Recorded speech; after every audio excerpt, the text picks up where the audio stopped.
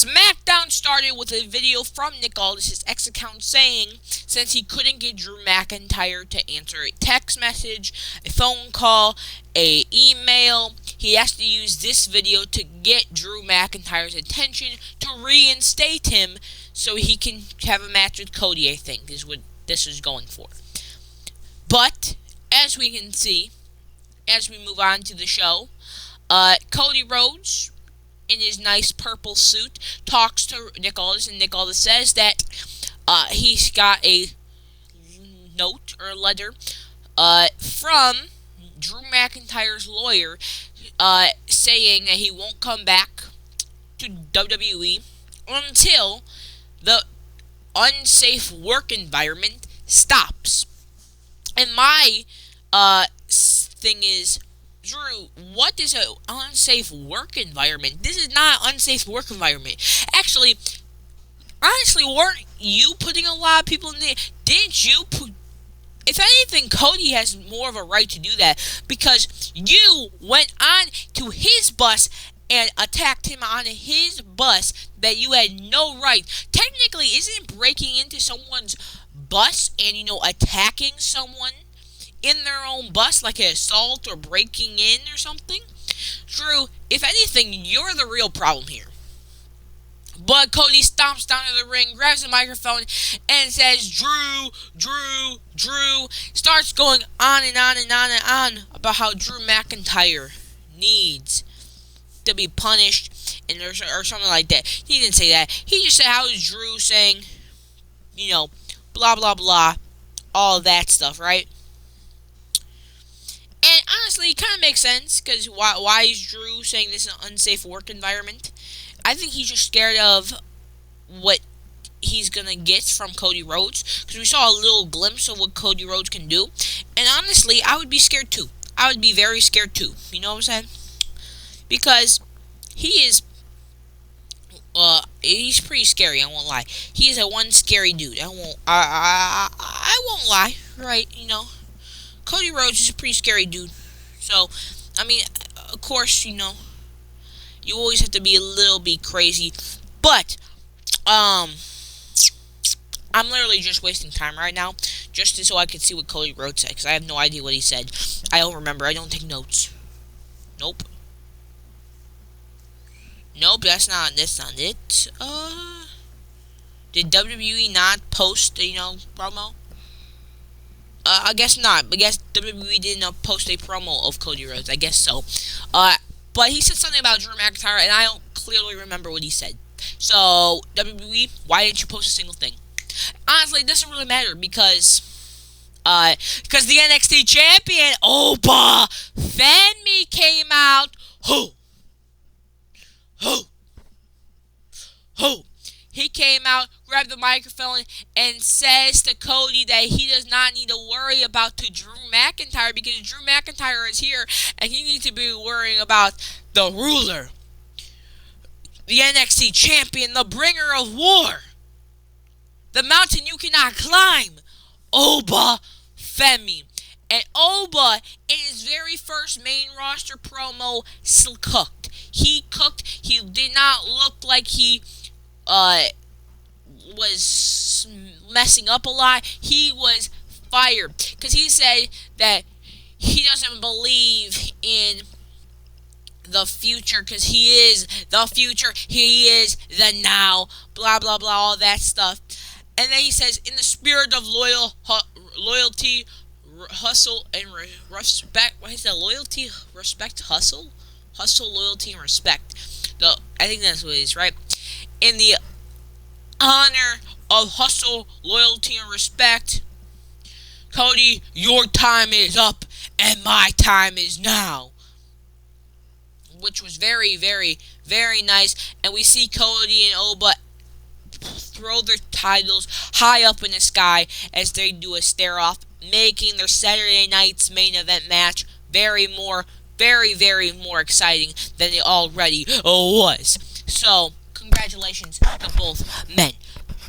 But then we see Fraxium saying to Ilya Dragunov that they will help him after the match in case if Ilya needs help during his United States Championship match with Tommaso Ciampa today. And as we can see, we got that match right now where we see Tommaso Ciampa take a nice big kick straight to the jaw by Ilya Dragunov. And again, someone tell Ilya Dragunov that this is fake, that all this is predetermined. We do not need to be hitting each other like you're trying to actually kill him. So I think someone just needs to remind him of that, and I think we'll be fine. I think we'll be fine. But Ilya got sent to the steel steps by Tommaso Ciampa, and even did like a little suplex onto the steel steps where Ilya's knee literally hit the corner. It was crazy. Then Ilya got back in the ring, did a classic throw up in the air and bring you back down. Then Tommaso Ciampa gave him a nice white noise on the hardest part of the ring, by the way. Don't know if you knew that. Then Ilya gave Tommaso a beautiful dropkick to the side of the face. And then we saw another white noise by Tommaso Ciampa, except this time from the top rope. And then these two men went back and forth with the slaps, which I thought were a little bit unnecessary. Why are you guys slapping each other? This isn't real. This is predetermined. And anyway, we see Ilya with a beautiful beautiful Moscow torpedo Moscow. But that's Johnny Gargano was distracting the referee. Candice LeRae again, who invited Candice, hit a little choke thing on the ropes, leading to a big knee to the face of Ilya Dragunov for the 1-2, because he kicked out. But then Ilya rolled up Tommaso Ciampa with all the blood on Ilya's face for the 1-2-3, and still your United States champion, Ilya Dragunov. But Johnny Gargano literally gave a bunch of kicks to they started beating him up. Then Carmelo Hayes came out, super kicked Tommaso, and a beautiful springboard clothesline to Johnny Gargano. And it looks like Carmelo Hayes is about to have a nice feud brewing. He looks like he's having a feud soon.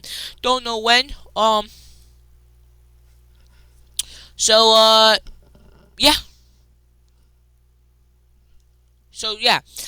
Anyway, we see a little confrontation from The Miz and Javon Evans saying how is Miz complaining that he doesn't have a match on Saturday night's main event, but Javon does, and he's basically complaining since he's been there longer, he deserves at least a match on the John Cena retirement show, which, okay, I understand, but yeah. This led to a match later today. Then we got Uncle Howdy Wyatt 6 promo, which basically was saying, if you want the tag team titles, come and get them.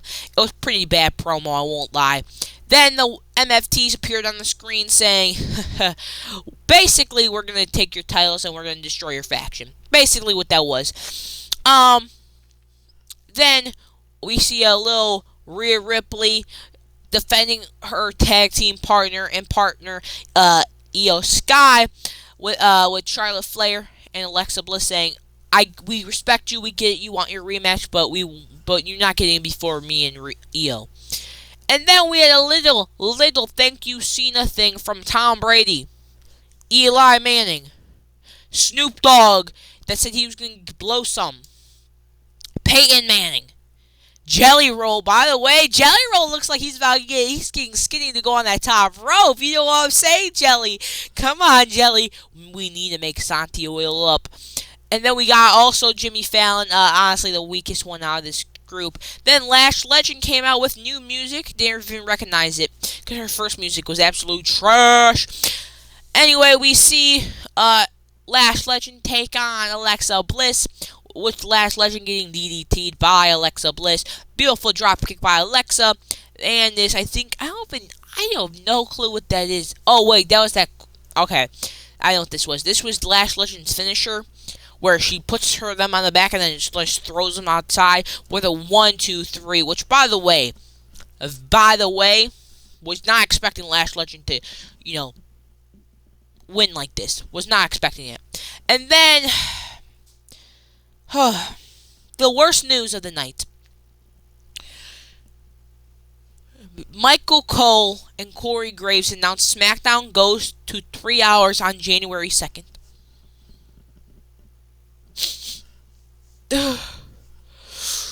Guys, this is my worst nightmare, man. I'm crying right now because I did not think I was ever gonna see the day again. That's 3 hours of torture is back. I can't deal with 3 hours of SmackDown no more.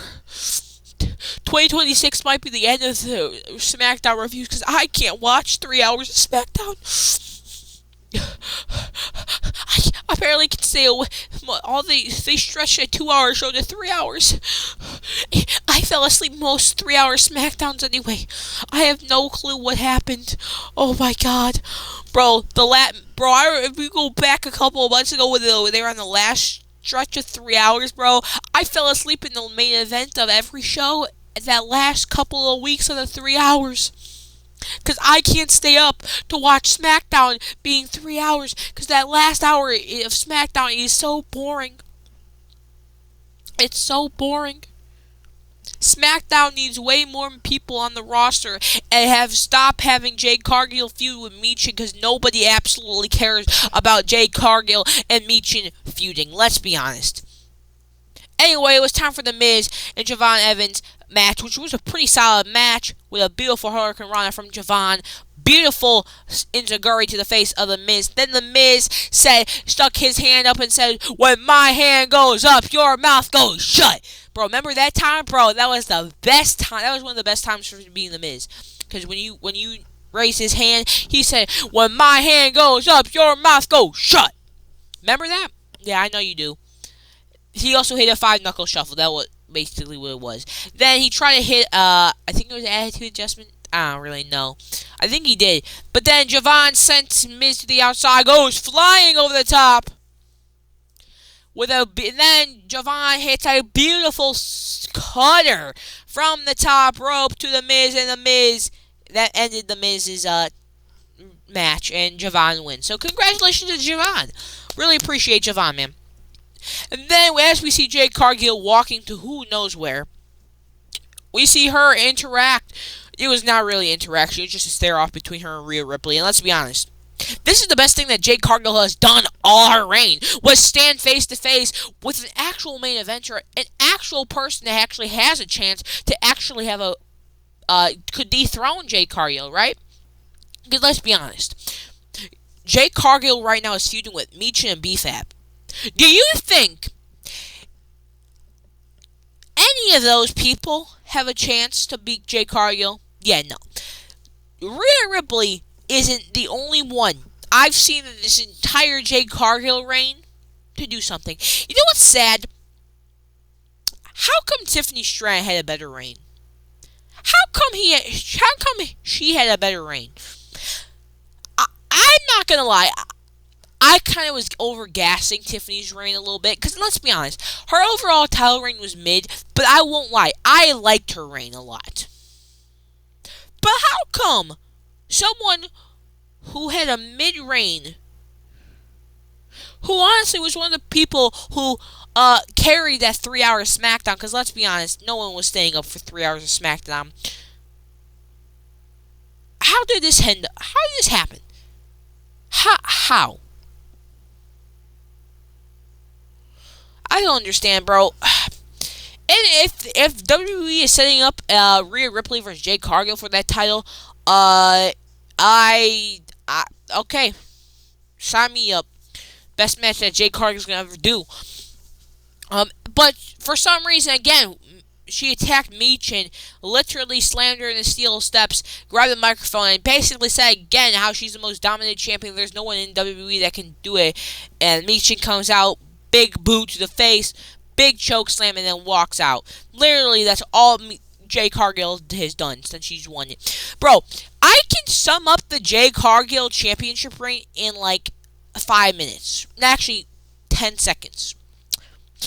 She's cut him out every single SmackDown since she won the title, said that she's the most dominant woman in all of WWE, and no one can stop her, beat up some mid-carders. Like, why is Jade Cargill beating up mid-carders? This is a serious problem. Why is she beating up Michin? Michin, Michin, let's be honest, she will never win a single championship in her career. She will never win a championship in WWE. Let's be honest. Come on. Come on. I If WWE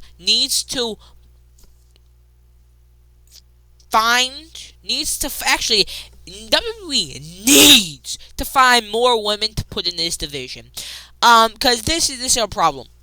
And I think one of the main problems is those women's tag team championships, because they have all their big stars in that thing. I need Charlotte and Alexa to break up as soon as flipping possible, bro. We also need a WWE draft. That's also what we need as well. But that's a different story. That's a completely different story. Next up was the Zelina Vega, Aleister Black, Rhea Ripley, Damian Priest match. Now let's be honest. Everyone knew.